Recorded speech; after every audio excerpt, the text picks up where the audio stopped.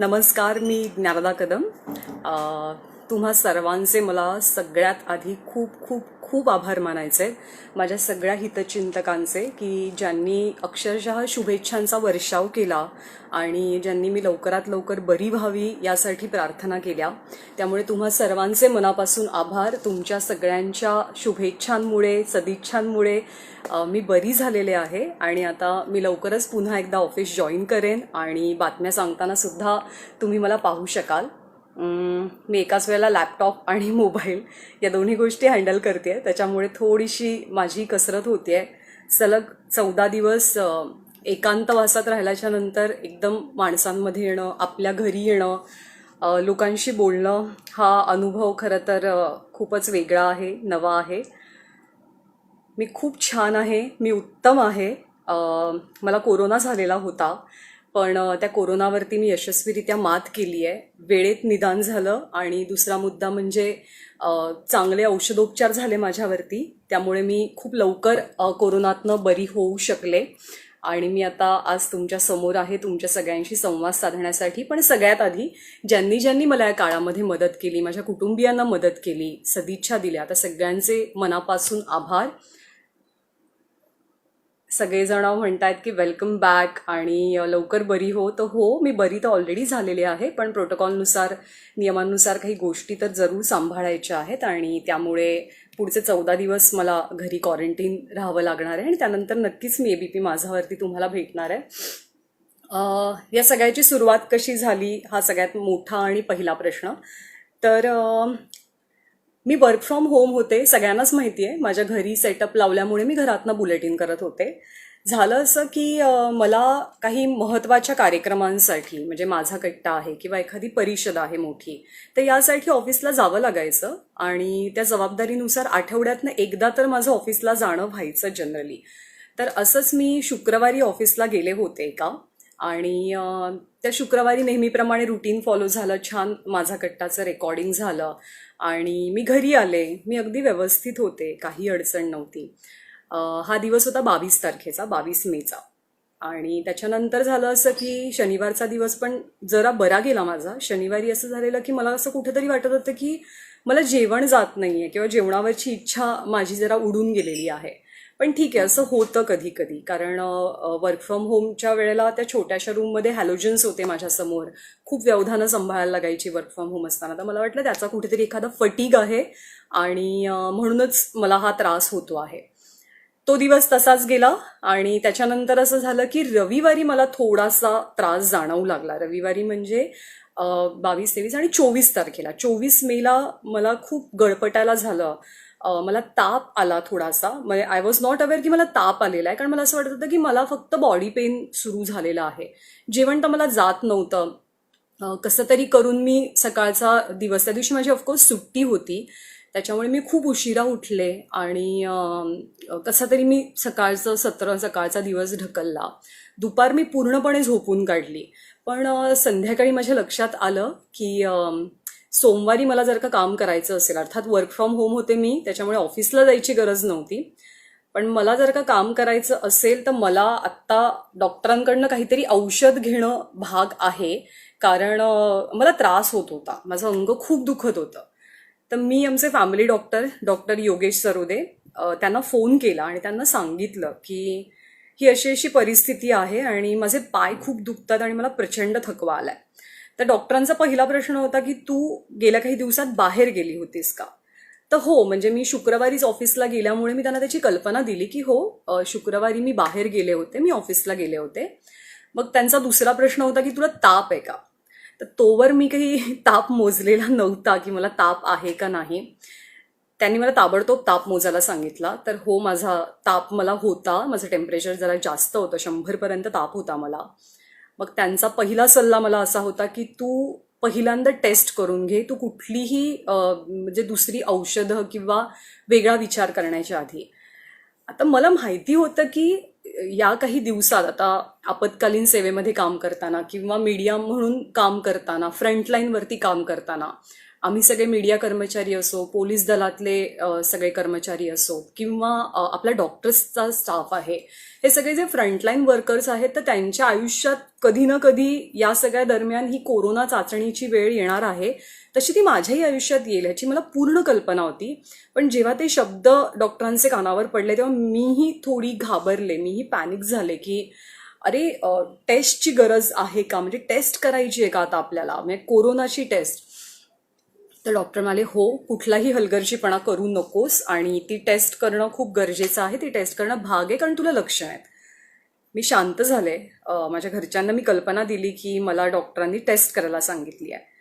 मग घरचे थोडे चिंतेत पडले स्वाभाविकपणे, पण त्यांनी कोणी काही असं दाखवलं नाही. त्या सगळ्यांनी मला खूप शांतपणे समजावलं की काही होणार नाही. कधी कधी असं होतं की वेगळे सिम्पटम्स असतात, पण डॉक्टर म्हणतायत तर टेस्ट आपण करून घेऊया. सो हे सगळं रविवारी झालं. मी रविवार नंतर सोमवारी मी टेस्ट केली. आता सोमवारी असं होतं की सोमवारी माझी बुलेटिन्स तर होती, तर मी माझ्या सरांना कल्पना देऊन थोडीशी मी त्यांना सांगितलं की मला जरा जायचंय टेस्ट करायला. सो मी 11चं बुलेटिन करेन, मग मी थोडासा ब्रेक घेते कारण त्या टेस्टला किती वेळ लागतो, मला तिथे किती थांबावं लागेल याची मला ॲब्सोल्युटली कल्पना नव्हती. मग टेस्ट करायला मी गेले दुपारी 3च्या दरम्यान, डोंबिवलीमध्येच माझ्या घराच्या जवळच. तर ते सगळं वातावरण थोडंसं धडकी भरवणारं होतं, अस्वस्थ करणारं होतं असं मी म्हणेन. सगळे पीपी किट्समध्ये होते. म्हणजे आत्तापर्यंत मी फक्त व्हर्च्युअली हे सगळं पाहिलं होतं, म्हणजे टेलिव्हिजन स्क्रीनवरती मी हे अनुभवलेलं की पीपी किट घालून लोक आजूबाजूला फिरतायत, त्यांची त्यांची कामं करतायत. पण प्रत्यक्ष पाहण्याचा माझा सुद्धा तो पहिलाच अनुभव होता. तर त्याच्यामुळे माझा नवरा माझ्यासोबत होता, तर मी त्याला म्हटलं तू खालीच थांब, मीच जाऊन टेस्ट करते. टेस्टचा अनुभव मी म्हटलं तसं तिथला सगळा स्टाफ खूप कॉपरेटिव्ह होता. त्यांनी मला खूप सांभाळून घेतलं, मदत केली. एक 10 मिनिटात टेस्ट करून मी लगेचच खाली आले. पण त्याच्यानंतरचा जो वेटिंग गेम होता, म्हणजे सोमवारी दुपारी टेस्ट केल्याच्या नंतर ते माझा रिपोर्ट माझ्या हाती पडेपर्यंत तो वेटिंग गेम प्रचंड जीवघेणा होता. एकतर म्हणजे आपल्याला कोरोना झालाय की नाही झालाय या द्वंद्वामध्ये तुम्ही सापडता. जर झाला नाही तर उत्तम, पण झालेला असेल तर पुढे काय करायचंय, आपल्या घरच्यांचं काय, तोवर आता मी घरामध्ये कशी वावरू, कशी राहू, कुठे बसू, काय खाऊ नको, हे असंख्य प्रश्न मला पडू लागलेले होते, जे स्वाभाविकपणे जनरली सगळ्यांना पडतात. या दरम्यान माझं काम चालू होतं. सोमवारचा दिवस मी टेस्टच्या आधी बुलेटिन केली, मी टेस्ट केली, मी पुन्हा बुलेटिन केली. सोमवारचा दिवस गेला, मंगळवारचा दिवस उजाडला.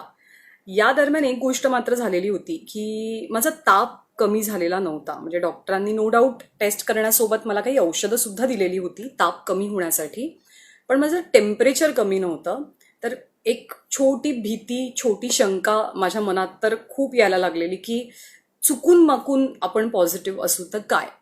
आणि याच दरम्यान मला कळलं की शुक्रवारी मी जेव्हा ऑफिसला गेले होते तेव्हा माझी सहकारी, माझी मैत्रीण माधवी, हाय माधवी, होप तू आणि अक्षय दोघेही खूप छान आहात, तुमची रिकव्हरी लवकरात लवकर हो. आपण बोलतोच आहे रोजच्या रोज, पण तुम्ही दोघेही लवकर ठणठणीत बरे व्हा, घरी तर आलेलाच आहात तुम्ही कोरोनावरती मात करून. तर मला हे समजलं की माधवी आणि तिचा नवरा अक्षय ऑब्व्हियसली हे दोघं जण पॉझिटिव्ह आलेले आहेत. आता शुक्रवारी तसं माझा आणि माधवीचा संपर्क आलेला होतात. हे असं तर नाहीये की तुम्ही एखाद्या पॉझिटिव्ह माणसाच्या थेट संपर्कात आलात तर लगेचच तुम्हाला लागण होण्याची शक्यता असते, कारण तुमची प्रतिकार शक्ती त्याच्यामध्ये मॅटर करते. किती प्रमाणात विषाणू तुमच्या शरीरात गेल्यात हे मॅटर करतं. त्याच्यामुळे अगदी घाबरून जाण्याची गरज नव्हती, पण एक भीती तर मला स्वाभाविकपणे वाटली की जर मी एका पॉझिटिव्ह माणसाच्या थेट कॉन्टॅक्टमध्ये आलेले आहे तर कदाचित शक्यता वाढते की मला सुद्धा लागण झालेली असेल. पण मी शांत राहिले. या सगळ्यामध्ये मंगळवारचा दिवस उजाडला, वेटिंग गेमचा हा दुसरा दिवस होता. या सगळ्या दरम्यान माधवीची टेस्ट पॉझिटिव्ह आलेली आहे हे कळल्याच्या नंतर माझ्या सगळ्या कलिगचे मला फोन चालू झाले, सगळ्या ऑफिसमधल्या मित्रमैत्रिणींचे. बिंग अ अँकर चीफ मला त्या सगळ्यांना सांभाळायचं होतं, सावरून घ्यायचं होतं, समजवायचं होतं. पण माझ्या मनात जे द्वंद्व चालू होतं, जी भीती होती किंवा माझी जी मानसिक अवस्था होती ती मी कोणाला सांगू शकत नव्हते फॉर अ टाइम बिंग, कारण खूप पॅनिक वाढला असता त्याने, किंवा टेस्टचा रिपोर्ट काय येणार आहे हे मलाही माहिती नव्हतं. त्याच्यामुळे त्यांना सगळ्यांना समजवणं, स्वतःची काळजी घेणं, स्वतःच्या घरच्यांची काळजी घेणं, हेच सगळं 2 दिवस सुरू होतं. मंगळवारी सुद्धा मी नेहमीप्रमाणे माझी बुलेटिन्स केली, कारण माझ्या घरात सगळा सेटअप लावलेला होता. मंगळवारचाही दिवस गेला. रात्री बोलणं झालं घरामध्ये की आता रिपोर्ट आले तर काय, कारण बुधवारी तर रिपोर्ट येणार हे तर नक्कीच होतं. ते किती वाजता येतील त्याची फक्त शाश्वती नव्हती. देवाला हात जोडले मंगळवारी रात्री आणि मी झोपले. आणि मला एक गोष्ट तर सगळ्यांनी सांगितलेली होती माझ्या घरच्यांनी, की रिपोर्ट काही येऊ दे, तुला खूप स्ट्रॉंग राहायचं आहे. रिपोर्ट निगेटिव्ह आला तर उत्तम, आपल्याला आपलं काम सुरू ठेवायचं आहे. पण जर चुकून माकून रिपोर्ट पॉझिटिव्ह असेल तर आम्ही सगळे तुझ्या सोबत आहोत. तू भक्कमपणे उभी राहणार आहेस, तू लवकर बरी होणार आहेस आणि तू लवकर उपचार घेऊन पटकन घरी परत येणार आहेस. तर हा सपोर्ट तर होताच. त्याच्यामुळे मी तशी निश्चिंत होते, पण भीती स्वाभाविकपणे मी म्हटलं तसं मला वाटत होती. तुम्ही सगळेजण अभिनंदन करताय माझं आणि शुभेच्छा देताय, तर पुन्हा एकदा धन्यवाद तुमच्या सगळ्यांचे, तुमच्या शुभेच्छांबद्दल. त्या शुभेच्छांमुळेच आज मी खूप लवकर बरी झाले असं म्हणेन. तर मंगळवार संपला, मंगळवारची रात्र सुरू झाली. अस्वस्थता तर होती आणि फायनली बुधवारी सकाळी रिपोर्ट आला आणि इट वॉज डिटेक्टेड असं मला सांगण्यात आलं, ज्या मॅडम माझ्याशी बोलत होत्या त्यांनी. तर ऑफकोर्स मलाही अशी 2-3 सेकंद 5 सेकंद गेली ते सगळं माझ्या डोक्यापर्यंत किंवा मेंदूपर्यंत पोहोचण्यासाठी. पण परिस्थिती स्वीकारणं भाग होतं आणि आता पुढे काय करायचं हे महत्त्वाचं होतं. तर रिपोर्ट आला, मला त्यांनी मेल केला रिपोर्ट, मी पाहिला. ते कळून चुकलं होतं की आपण आता कोरोना पॉझिटिव्ह आहोत आणि आता पुढची खबरदारी घेणं अधिक महत्त्वाचं आहे. ऑफिसमध्ये फोनाफोनी झाली, घरी सगळ्यांना कल्पना दिली. घरी स्वाभाविकपणे थोडंसं हळवं व्हायला झालं, मला सुद्धा, माझ्या घरच्यांना सुद्धा. पण लागलीच ऑफिसनेही काही पावलं उचलली पटापट. सगळ्यांनी मला धीर दिला आणि हे तर नक्कीच सांगितलं की बरं तर लवकर व्हायचं आहे, त्याच्यामुळे लवकरात लवकर औषधोपचार घेणं, डॉक्टरांचा सल्ला घेणं हे गरजेचं आहे. मी डोंबिवलीमध्ये राहते. सो डोंबिवलीमध्ये RR हॉस्पिटल आहे पेंढारकर कॉलेजच्या बाजूला, आणि ते हॉस्पिटल सध्या कोविड स्पेशल हॉस्पिटल आहे, कोरोना स्पेशल हॉस्पिटल आहे. तर त्या हॉस्पिटलमध्ये माझी सोय होणं शक्य होतं. आणि माझ्या घरात माझे सासू सासरे आहेत की जे ऑब्व्हियसली 60च्या वरचे आहेत. तर त्यांची सुरक्षितता, मला थोडे सिम्पटम्स होते त्याच्यामुळे मला औषधोपचार घेण्याची गरज पाहता आणि एकंदरीत सगळ्या परिस्थितीचा विचार करता मी हॉस्पिटलमध्ये शिफ्ट होण्याचा निर्णय घेतला. सुदैवानं RR हॉस्पिटलने माझी खूप चांगली सोय केली, व्यवस्थित सोय केली आणि स्वच्छ जागी सोय केली, हे सगळ्यात महत्त्वाचं. RR हॉस्पिटल, तिथले डॉक्टर, ह्याच्याबद्दल तर मी सांगेनच. त्यांचे सगळ्यांचे खूप आभार, म्हणजे त्यांचे ऋण आहेत माझ्यावरती आयुष्यभराचे, की माझ्या या कठीण प्रसंगामध्ये ते सगळे माझ्यासोबत होते आणि त्यांनी खूप पॉझिटिव्हिटी दिली मला, खूप काळजी घेतली माझी आणि म्हणूनच मी लवकर बरी झाले. तर 27 जूनचा तो दिवस, की 27 मेचा तो दिवस, की ज्या दिवशी कोरोना डिटेक्ट झाला आणि मग मी हॉस्पिटलमध्ये शिफ्ट झाले. आता हे सगळं ऐकायला, मला आत्ता तुम्हाला सांगायला खूप सोपं वाटतंय, खूप साधं वाटतंय, पण हे तितकं सोपं नव्हतं. घरात जेव्हा मी माझी बॅग भरायला घेतली की हो आता आपल्याला हॉस्पिटलमध्ये जायचं आहे, आणि यू नेवर नो की म्हणजे आता कोरोना कधी जाणार आहे माझ्या शरीरातनं. कारण मी हे ऐकलेलं होतं की जरी तुम्ही छान तंदुरुस्त असाल, तुमची प्रतिकारशक्ती चांगली असेल, तरीसुद्धा कधी कधी कोरोना तुमची पाठ सोडत नाही. तर त्याच्यामुळे शांत राहून, पॉझिटिव्ह राहून, पुढे डॉक्टर जे सांगतील त्या नियमात राहून मला कोरोनाला हरवायचं होतं. तर मी हॉस्पिटलमध्ये गेले. तो अनुभव कदाचित मी असा शब्दात नाही सांगू शकणार. जेव्हा मी हॉस्पिटलमध्ये पोहोचले, भर दुपारची वेळ होती आणि सगळी पांढऱ्या कपड्यातली PPE किटमधली माणसं, डोळे वगळता आणि त्या व्यक्तींचा आवाज वगळता त्यांचा आपल्याशी कुठलाही संपर्क नव्हता आणि शांतता होती तिथे पूर्णपणे. मी तिथे गेले तर स्वाभाविकपणे मला विचारलं की पेशंट का, तर हो. मग सगळ्या पुढच्या फॉर्मॅलिटीज पूर्ण झाल्या आणि तळमजल्यावरती जनरल वॉर्ड होता आणि माझ्यासाठी जी आरक्षित खोली होती ती पहिल्या मजल्यावरती होती. पहिल्या मजल्याचा पूर्ण कॉरिडोर चालून गेल्याच्या नंतर सगळ्यात शेवटची खोली माझी होती. So hush that was the time की जेव्हा शेवटच्या क्षणी मी असं छान मोकळं आसपासचं वातावरण पाहिलं. मग मला त्या हॉस्पिटलच्या दुनियेत शिरायचं होतं, तिथं जायचं होतं. आणि आय डोंट नो मला तिथे किती दिवस राहायचं होतं किंवा किती तास, किती पुढचे दिवस मी तिथे असणार होते. त्याच्यामुळे ऑफकोर्स मी देवबाप्पाला नमस्कार केला.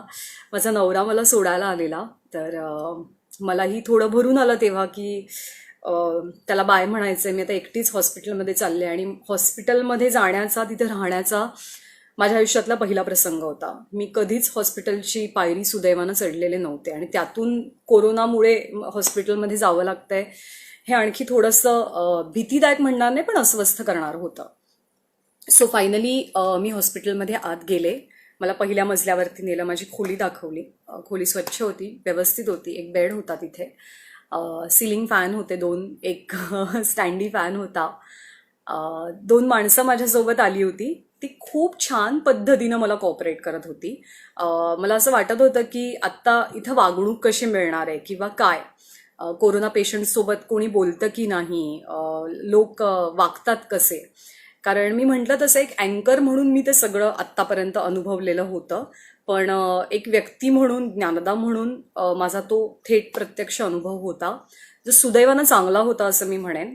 मग मी तिथे गेले, बसले. त्यांनी व्यवस्थित बेडवरती मला चादर वगैरे घालून दिली आणि ते सगळे निघून गेले. त्यांनी विचारलं की तुम्ही जेवणार का, तर मी ऑफकोर्स हो सांगितलं, कारण मी काही खाल्लेलं नव्हतं सकाळपासनं.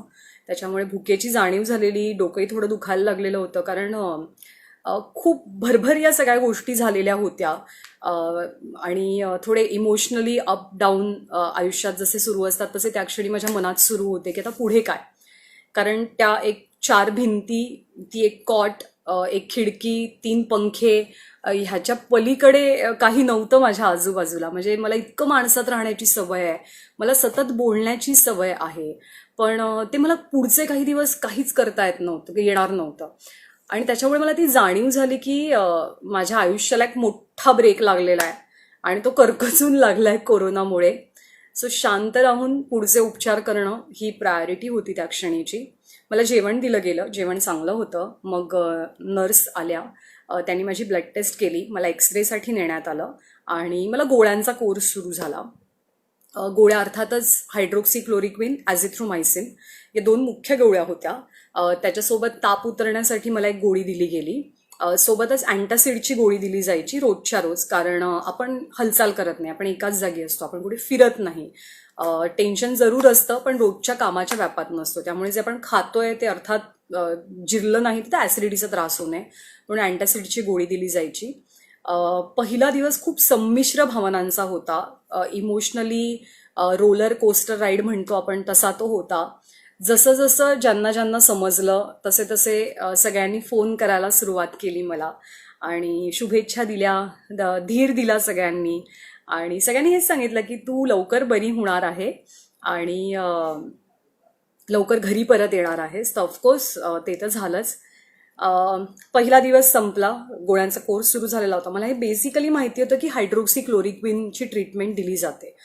तर दरवेळेला मी डॉक्टर औषध द्यायला आले की त्यांना विचारायचे की तुम्ही मला काय औषध देताय, कोणतं देताय आणि हे कशासाठी आहे. आणि ते मी नोट डाऊन करून ठेवलं. अर्थात त्याची नोंद हॉस्पिटलकडे सुद्धा आहे, पण फॉर अ पर्सनल मी त्याची नोंद माझ्याकडे सुद्धा करून ठेवली. आता पुढचे काही दिवस करायचं काय हा सगळ्यात मोठा प्रश्न होता. पहिला दिवस तर संपला, तो खूप घाई गडबडीमध्ये संपला आणि म्हणजे थोडासा तणावाचा तो दिवस होता. दुसरा दिवस उजाडला. दुसऱ्या दिवशी माझी तब्येत बऱ्यापैकी बरी होती. आणखी काही जणांना समजलेलं होतं, त्याच्यामुळे त्यांनी फोन करायला सुरुवात केली. याच्यामध्ये खूप मोठ्या संख्येने माझे मित्रमैत्रिणी होते. थँक्यू सो मच, कारण माझे असे बरेचसे मित्रमैत्रिणी माझ्या कॉलेजचे की ज्यांना मी वेळ देण्यात खूप कमी पडते माझ्या रोजच्या रुटीनमुळे. पण तुम्ही सगळेजण खूप खंबीरपणे माझ्या पाठीशी उभे राहिलात. मी थोडंसं पाणी पिते. तुम्ही खूप खंबीरपणे माझ्या मागे उभे राहिलात. माझे नातेवाईक तर होतेच, पण माझे मित्रमैत्रिणी ऑफकोर्स ऑफिसमधले आणि माझे कॉलेजचे, शाळेचे मित्रमैत्रिणी. दुसरा दिवसही हळूहळू सरला. प्रकृती सुधारणा होती. माझे सिम्पटम्स खूप कमी झालेले होते. या 2 गोळ्यांचा कोर्स सुरू होता. दुसऱ्या दिवशी असं झालं की कल्याण डोंबिवली महानगरपालिकेचे लोक आमच्या घरी आले आणि त्यांनी पुढच्या फॉर्मॅलिटीज सुरू केल्या. त्यांचा मला फोन आला की असं असं तुमचा रिपोर्ट पॉझिटिव्ह आहे. तर मी म्हटलं हो, मला त्याची कल्पना आहे आणि मी डोंबिवलीच्या RR हॉस्पिटलमध्ये सध्या ॲडमिट आहे. मग त्यांनी घरी येऊन घरच्यांची चौकशी केली. ऑफकोर्स माझा नवरा माझा फर्स्ट कॉन्टॅक्ट असल्यामुळे किंवा इमिजिएट कॉन्टॅक्ट असल्यामुळे त्याची टेस्ट तातडीनं करणं खूप गरजेचं होतं. तर त्याची टेस्ट झाली आणि बाकी घरच्यांपासून म्हणजे जेव्हापासून मला लक्षणं दिसू लागलेली होती आणि मला डॉक्टरांनी सांगितलं की तुला टेस्ट करणं गरजेचं आहे, तेव्हापासून मी एक काळजी घेतली की मी माझ्या बाकीच्या घरच्यांपासून टोटली स्वतःला आयसोलेट केलं. ते गरजेचं होतं कारण माझे सासू सासरे माझ्या घरामध्ये आहेत. सुदैवानं माझं घर मोठं असलं बऱ्यापैकी तरीसुद्धा वावर घरातला थांबवणं हे खूप गरजेचं होतं आणि महत्त्वाचं होतं. म्हणून मी बेडरूममध्येच बऱ्यापैकी स्वतःला आयसोलेट करून घेतलं. मी बेडरूम टू माझे बुलेटिन एवढाच माझा वावर ठेवलेला होता. मी किचनमध्ये जाण्याचं टाळलं. मी घरामध्ये कुठेही खोकणं आणि शिंकणं टाळलं. मी मास्क वापरायला सुरुवात केली आणि या बेसिक गोष्टींची काळजी मी घेतली की चुकून माकून जर आपण पॉझिटिव्ह आलो तर घरच्यांना त्रास नको. सुदैवानं ही सगळी काळजी घेणं पथ्यावर पडलं आणि माझ्या घरच्या कुणालाही माझ्यामुळे त्रास झाला नाही. पण कल्याण डोंबिवली महानगरपालिकेनं आमची बिल्डिंग सील केली. माझ्या मनातही थोडी शंका होती किंवा म्हणजे अशी चुटपुट होती, अस्वस्थता होती की आता आता आता बिल्डिंगवाल्यांची खूप अडचण होणार आहे पुढच्या 14 दिवसांसाठी. बिल्डिंग सील होणार, सगळे घरातच क्वारंटीन होणार. तर काय तर ती अस्वस्थता खूप लवकर दूर झाली कारण माझ्या सोसायटीच्या सगळ्या सदस्यांनी खूप छान कॉपरेट केलं. सो त्यांचे सगळ्यांचे आभार. कारण मी आमच्या बिल्डिंगमधली फर्स्ट कोरोना पॉझिटिव्ह पेशंट होते. आमच्या बिल्डिंगमध्ये इमर्जन्सी सर्व्हिसेसवाले खूप जण काम करतात, त्याच्यामुळे प्रत्येकाच्या कामाच्या स्वरूपाची सगळ्यांना कल्पना आहे.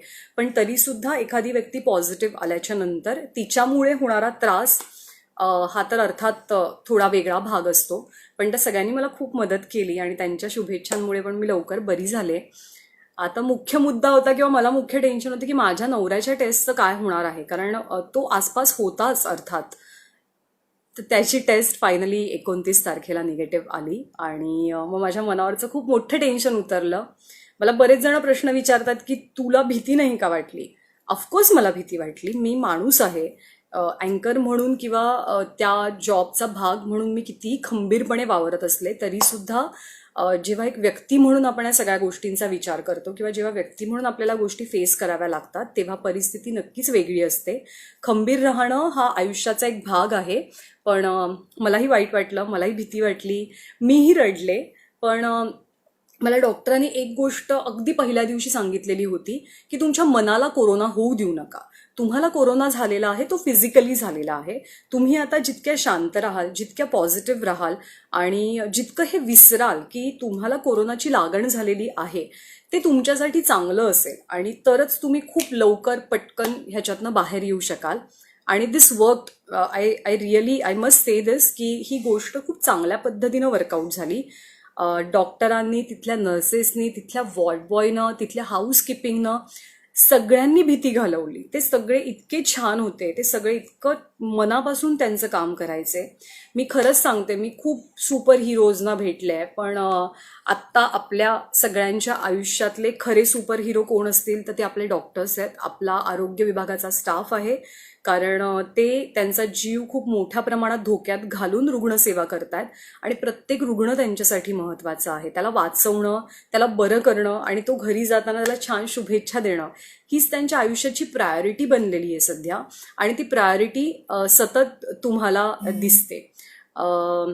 बऱ्याचशा जणांना बरेच प्रश्न आहेत. काही काही प्रश्न मी घेण्याचा प्रयत्न करते. कोरोना पॉझिटिव्ह आल्याच्या नंतर पहिली रिॲक्शन काय होती? जी सर्वसामान्य माणसाची रिॲक्शन असते तीच माझी पहिली रिॲक्शन होती. मला भीती वाटली. मला खूप मोठा धक्का बसला असं मी म्हणणार नाही, कारण मी म्हटलं तसं तो वेटिंग पिरियड जो असतो तो खूप जीवघेणा असतो रिपोर्ट येईपर्यंतचा.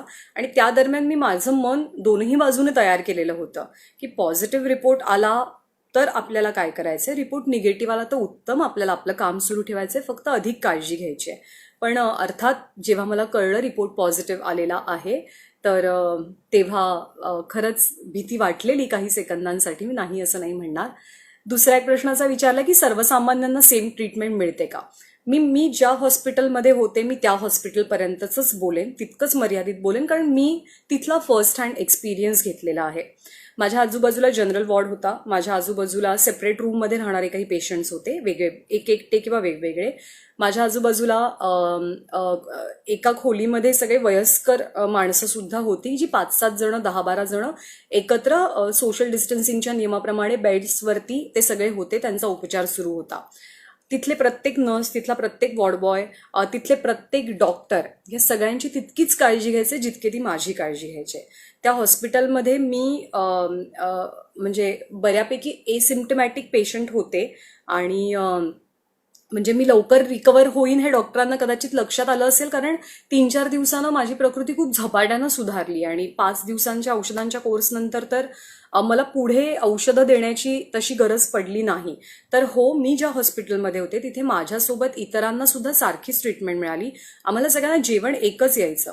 माझी बिल्डिंग सील झाल्यामुळे मला घरातनं काही मिळणं किंवा घरातनं डबा जो आपण म्हणतो आजारी असताना हॉस्पिटलला, तर ते मला शक्य नव्हतं. पण मी जे जेवण जेवत होते तेच जेवण इतर पेशंट्सनाही मिळत होतं आणि तेच जेवण मुख्य म्हणजे तिथले डॉक्टर्स, तिथले नर्सेस आणि तिथला इतर स्टाफसुद्धा आमच्यासोबत खात होता. सो हॉस्पिटलमधली व्यवस्था ही सगळ्यांसाठी समान होती, सगळ्यांसाठी एकच होती. हे मी अनुभवलेलं आहे आणि हे मी सांगते आणि ते त्या हॉस्पिटल पुरतं मर्यादित आहे. कारण मुद्दा हाच आहे की मी तिथली परिस्थिती अनुभवली, तर मी त्या परिस्थितीबद्दल बोलेन. 29 तारखेला जेव्हा लक्षात आलं की आपल्या नवऱ्याचा रिपोर्ट पण निगेटिव्ह आला आणि आपल्या घरच्यांना कुठला धोका नाही आहे, तेव्हा मी खऱ्या अर्थानं मेंटली रिलॅक्स झाले आणि मला खूप फ्रेश आतूनच वाटू लागलं. मी डॉक्टरांसोबत ही गोष्ट शेअर केली आणि पहिल्यांदा शेअर करताना अर्थात मला रडू आलं, पण त्यांनी मला समजवलं की ही तर खूप चांगली गोष्ट आहे आणि आता तुमची रिकव्हरी जास्त स्पीडीली होईल, कारण आपण मानसिकदृष्ट्या जितकं लवकर त्याच्यातनं बाहेर येतो आणि पॉझिटिव्ह राहतो की हो मला बरं व्हायचं आणि मला लवकर बरं व्हायचं आहे, तर ते तितकंच चांगलं असतं आणि तितक्या लवकर तुम्ही घरी जाता. तर हे माझ्या बाबतीत खरंच मनापासून झालं. हायड्रोक्सिक्लोरोक्विन आणि ॲझिथ्रोमायसिन या 2 गोळ्यांचं कॉम्बिनेशन असलेले उपचार 5 दिवस माझ्यावरती सुरू होते, म्हणजे 31 तारखेपर्यंत. आणि त्याच्यानंतर डॉक्टरांनी ही औषधं बंद केली. मीनवाईल 2 दिवसांनी माझं पोट जरा खराब झालं. त्याच्यावरती माझ्या डॉक्टरांचं असं म्हणणं होतं की nothing to worry about it, हे असं होतं कधी कधी. तर त्याच्यामुळे त्याच्यावर डॉक्टरांनी मला 1-2 गोळ्या दिल्या आणि त्या 1-2 गोळ्यांमध्येच मला बरं वाटलं. लक्षणं प्रामुख्याने माझ्यामध्ये हीच होती की मला खूप थकवा होता आणि मला ताप होता. हे वगळता मला सर्दी, खोकला, डोकं दुखणं किंवा अन्नावरची वासना एकदम उडणं किंवा टेस्टलेसपणा जाणवणं पुढच्या दिवसात, हे सुदैवानं माझ्या बाबतीत काही नव्हतं. पण मी डॉक्टर नाही आहे, पण जेवढं मी ऐकलं, जेवढं मी वाचलं, जितकं मी माझ्या कोरोना पॉझिटिव्ह असलेल्या मित्रमैत्रिणींशी बोलले, तर प्रत्येकाची सिम्पटम्स किंवा प्रत्येकाची लक्षणं ही वेगवेगळी असतात. जे लक्षण मला आहे ते सेम लक्षण माझ्या कुठल्या आणखी ओळखीतल्या माणसामध्ये दिसेल, तर हे असं नाही आहे. तर कदाचित तो विषाणू प्रत्येकाच्या शरीरात गेल्यानंतर वेगवेगळ्या पद्धतीनं रिॲक्ट करत असेल. सुदैवानं माझ्या बाबतीत एक गोष्ट झाली की प्रत्येक सिम्पटम टच अँड गो करून गेला. म्हणजे ताप आला तर हो आला, पण तो काही दिवसांनी कमी झाला. अंगदुखी किंवा थकवा येणं हेही लगेच कमी झालं. पोट बिघडलं तर हो पोट बिघडलं, पण ते लगेच बरं झालं. तर मी हे सुदैव मानते. मी तुमच्या सगळ्यांचे आभार मानते की तुमच्या शुभेच्छांमुळे मी लवकर बरी होऊ शकले. माझ्या कुटुंबाला क्वारंटाईन केलं गेलेलं होतं. खरं तर आज 10 तारीख आहे, आजच आमचा क्वारंटाईन पिरियड संपलाय, माझ्या बिल्डिंगचा पण आणि माझ्या कुटुंबियांचा पण. तर मी घरी आल्याच्या नंतर अर्थात थोडंसं सगळेजणच रिलॅक्स झाले, पण माझ्या घराला क्वारंटाईन केलं गेलं, पण त्या सगळ्यांना होम क्वारंटाईनचा सल्ला दिला गेला, कारण त्यांना कुठलीही लक्षणं नव्हती. नवऱ्याची टेस्ट झालेली होती आणि तो निगेटिव्ह आल्यामुळे त्याचाही धोका टळलेला, त्याच्यामुळे कुठल्याही क्वारंटाईन सेंटरला त्यांना नेलं गेलेलं नव्हतं. तर ते सगळेजण एसिम्प्टमॅटिक किंवा कुठलंहीच लक्षण त्यांच्यामध्ये नसल्यामुळे त्यांना महानगरपालिकेच्या वतीनं गोळ्यांचा एक कोर्स दिला गेला HCQचा, आणि त्यांना घरीच थांबा, कुठे बाहेर जाऊ नका असा सल्ला दिला गेला. या सगळ्या दरम्यान माझ्या शेजाऱ्यांनी मित्रमैत्रिणींनी इथल्या खूप मदत केली. कारण साधं दूध घरात आणणं सुद्धा शक्य नव्हतं, कारण घरचे सगळे घरातच लॉकडाऊन होते. बिल्डिंग सील झालेली होती, तर त्याच्यामुळे आमच्या घरापर्यंत नीट सगळ्या वस्तू कशा पोहोचतील हे पाहण्याची खूप उत्तम जबाबदारी माझ्या बिल्डिंगमधल्या सगळ्या फ्रेंड्सनी पार पडली. सो थँक्यू सो मच त्यांच्या सगळ्यांचे. आणखीनही काही प्रश्न येतात तर त्याची पण मी उत्तरं देण्याचा प्रयत्न करते. अ, हॉस्पिटल, माझी मैत्रीण आहे स्नेहा, ती मला विचारते, हाय स्नेहा, की हॉस्पिटलमध्ये असताना काय केलं. माझ्या अनेक मित्रमैत्रिणींना हा प्रश्न पडलेला होता की मी कशी राहणार हॉस्पिटलमध्ये. कारण मला सतत माणसांची सवय, मला सतत कामाची किंवा बोलत राहण्याची सवय. तिथं तर कोणीच नाही, म्हणजे नर्सेस आणि डॉक्टर्स तेवढ्या तेवढ्या वेळेला व्हिजिटसाठी यायचे. पण त्याच्यानंतर काय करायचं.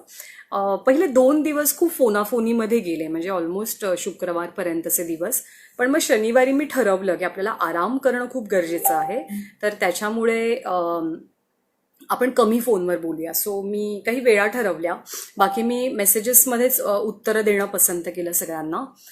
मी साधारणतः 8-8:30 वाजता उठायचे. मी अजिबात ताण घेतला नाही लवकर उठण्याचा. सो 8-8:30 वाजता उठून मी निवांत आवरायचे. हां, हॉस्पिटलमधनं व्यवस्थित नाश्ता मिळायचा, चहा मिळायचा, 2 वेळचं जेवण मिळायचं. आणि माझ्याकडे दुसरा पर्याय नव्हता, कारण माझं घर सील झालेलं होतं, आमची बिल्डिंग सील झालेली. त्याच्यामुळे दुसरं कोणी येऊन मला काही देईल हा पर्याय नव्हता. हॉटेलमधनं कदाचित मी काही मागवू शकले असते, पण आजारपणाच्या दिवसामध्ये शक्यतो आपण हे पाहतो की आपण बाहेरचं काही खाणार नाही. दुसरं म्हणजे गरम पाणी. सो मला खूप जणांनी सांगितलं होतं की तू गरम पाणी पी. तर मी कटाक्षानं ते पाळलं की लोक जर का इतकं आपुलकीपोटी सांगतात आपण गरम पाणी पिऊयात. हळदीचं दूध मला मिळणं शक्य नव्हतं, ते एकच दिवस मी बाहेरून मागवलं होतं. पण हळदीचं दूध पिण्याचा जरी सल्ला असला तरी मी ते पिऊ शकत नव्हते.